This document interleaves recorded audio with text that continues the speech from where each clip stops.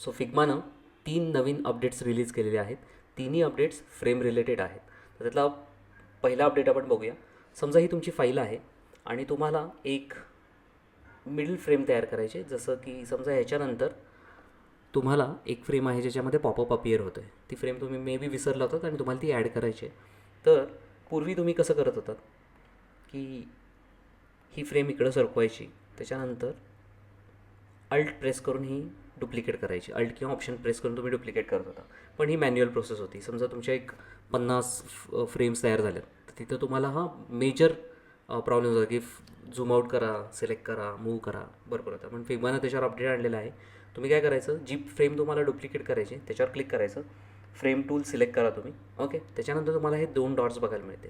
तुम्हाला ज्या बाजूला त्या फाईलचं डुप्लिकेट करायचं तुम्ही क्लिक करून त्याचं डुप्लिकेट करू शकता.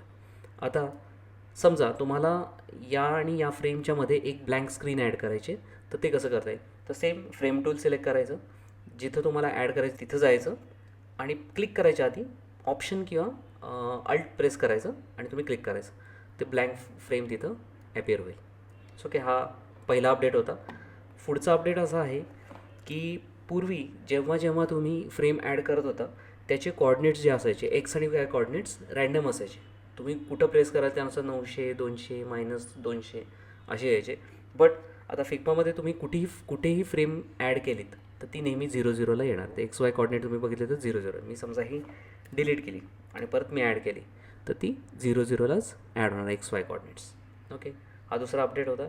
तिसरा अपडेट, या अपडेटच्या आधी जेव्हा तुम्ही फ्रेम ॲड करायचा, पहिली फ्रेम मी समजा ॲड केली या साईजची, जेव्हा तुम्ही नेक्स्ट टाईम ॲड करत होता तेव्हा ती 100x100ची ॲड व्हायची.